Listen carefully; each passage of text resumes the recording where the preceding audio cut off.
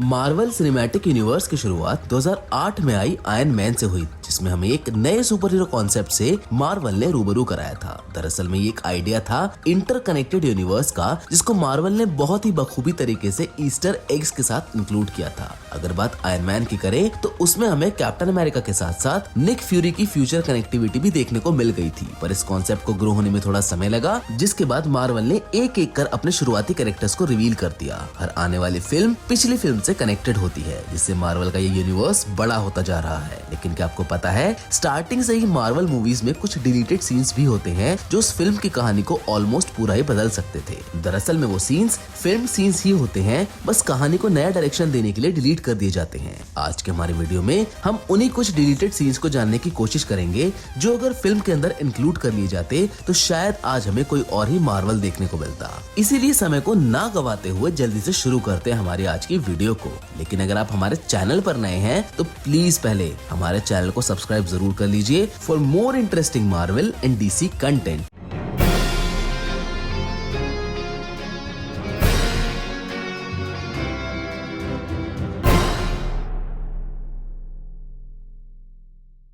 तो सबसे पहले हम जिस डिलीटेड सीन की बात आपसे करने जा रहे हैं वो हमें अगर फिल्म के अंदर इंक्लूड होता तो देखने को मिलता द इनक्रेडिबल हल्क में, जिससे हमें सबसे पहला एवेंजर कैप्टन अमेरिका का इंट्रोडक्शन देखने को मिलता। इस सीन के according Bruce Banner North Pole पर कहीं ट्रांसफॉर्म हो जाता है, जिसके बाद वो आइस को स्मैश करके फ्रोजन कैप्टन अमेरिका को बाहर निकाल लेता है। वैसे अगर शायद ऐसा हमें हल्क में देखने को मिलता तो हो सकता था कि कैप्टन का हमें मॉडर्न टाइम ओरिजिन फिर द फर्स्ट एवेंजर में अलग दिखाया जाता। खैर ये संभावनाएं तो अब होती ही रहेंगी, इसलिए चलिए बात करते हैं हमारे अगले डिलीटेड सीन के ऊपर, जो अगर इंक्लूड होता तो हमें देखने को मिलता captain America the winter soldier में। इस डिलीटेड सीन के अकॉर्डिंग कहानी कुछ ये थी कि जब कैप्टन अमेरिका ट्रिस्केलियन से बचकर भागते हैं तो उन्हें ढूंढने के लिए अलेक्जेंडर पियर्स हॉकाई को शील्ड की तरफ से डिस्पैच करते हैं, जिसके बाद हॉकाई एक फेक फाइट पोर्ट्रे करता है खुद और स्टीव के बीच में, और स्टीव को बताता है कि तुम्हारी यूनिफॉर्म में ट्रैकर लगा है, जिससे अलेक्जेंडर पियर्स तुम्हें ट्रैक कर रहा है। जिसके बाद स्टीव बिना यूनिफॉर्म के हमें अगले सीन में देखने को मिलते हैं। पर अगर बात फिल्म की करें तो फिल्म में डायरेक्टली स्टीव हमें बिना यूनिफॉर्म के ही दिखे थे, क्योंकि बाद में मेकर्स ने हॉकाई के इस रोल को फिल्म से डिलीट कर दिया था।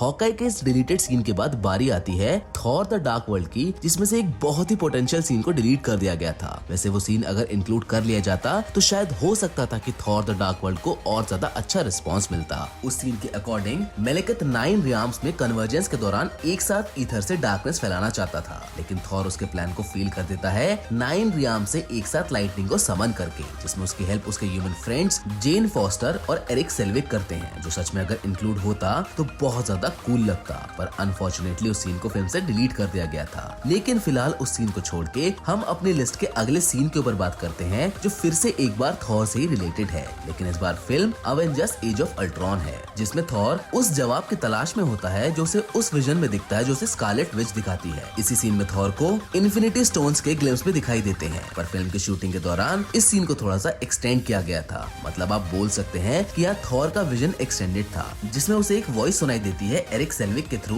जो उसे बताती है कि इंसानों के पास अवेंजर्स नाम की एकमात्र कड़ी है जो उन्हें अल्ट्रॉन से बचा सकती है। वहीं इस सीन में थॉर को माइंड स्टोन के बारे में भी पता चलता है, जिसे पहले लोकी अपने स्टाफ में इस्तेमाल किया करता था। ये भी वैसे एक इम्पोर्टेंट सीन था जिसे मार्वल ने एडिट के टाइम पर डिलीट कर दिया था, जिसमें हमें शायद अल्ट्रॉन कैरेक्टर और एक्सप्लोर होता हुआ दिखाई दे सकता था। लेकिन लिस्ट का अगला डिलीटेड सीन बहुत ज्यादा कंट्रोवर्शियल था, क्योंकि मेकर्स ने उसे ट्रेलर में इंक्लूड करके फिल्म से डिलीट कर दिया था, जिसमें हमें अल्ट्रॉन खुद की बॉडी वाइब्रेनियम में फोर्ज करता हुआ दिखाई देता है, जो सच में काफी इंटरेस्टिंग होता, क्योंकि फिर अल्ट्रॉन अवेंजर्स के लिए एक अनडिस्ट्रक्टेबल ओपोनेंट साबित होता। वैसे ही मार्वल यूनिवर्स के अंदर दूसरा मौका था जिसमें एक पोटेंशियल विलन को कमजोर कर दिया था, क्योंकि इससे पहले भी Marvel Thor the dark world में मेलेकिथ जैसे सुपर विलन को कमजोर कर चुके थे, जो कि थॉर द डार्क वर्ल्ड की कम पॉपुलैरिटी की सबसे बड़ी वजह थी, क्योंकि फैंस को उस फिल्म से यही शिकायत थी कि इसमें मेलेकिथ जैसे डार्क एल्फ को कम स्क्रीन टाइम मिला है। लेकिन शुरुआत से ऐसा नहीं था। मार्वल ने इस फिल्म के दौरान मेलेकिथ की एक प्रॉपर बैक स्टोरी शूट की थी, जिसमें हमारे सारे सवालों के जवाब थे कि क्यों मेलेकिथ एसगार्ड से इतना हेट करता था, जिससे मार्वल ने फाइनल ड्राफ्ट से कट कर दिया था। पर शायद उन्हें वो उसमें इंक्लूड कर देना चाहिए था, क्योंकि अगर वो ऐसा करते तो शायद थॉर द डार्क वर्ल्ड की पॉपुलैरिटी और ज्यादा होती।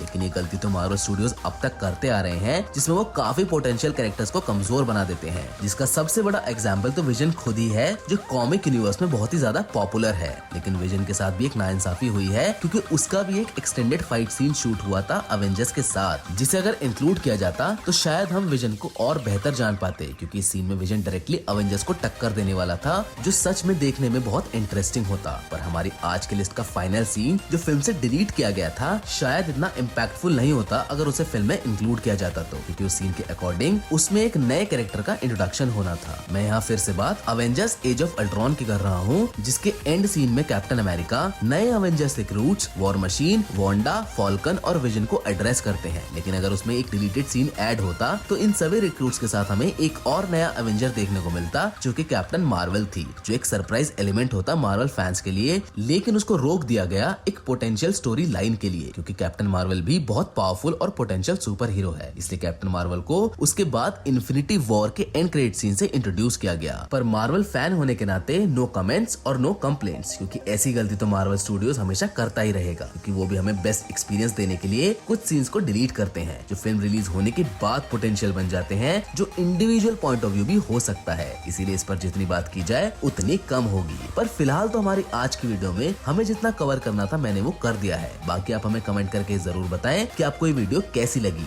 साथ ही में इसे लाइक, शेयर और हमारे चैनल को सब्सक्राइब करना ना भूलिएगा for more interesting Marvel and DC details. मिलेंगे आपसे एक और नई इंटरेस्टिंग वीडियो के साथ। Till then, good bye.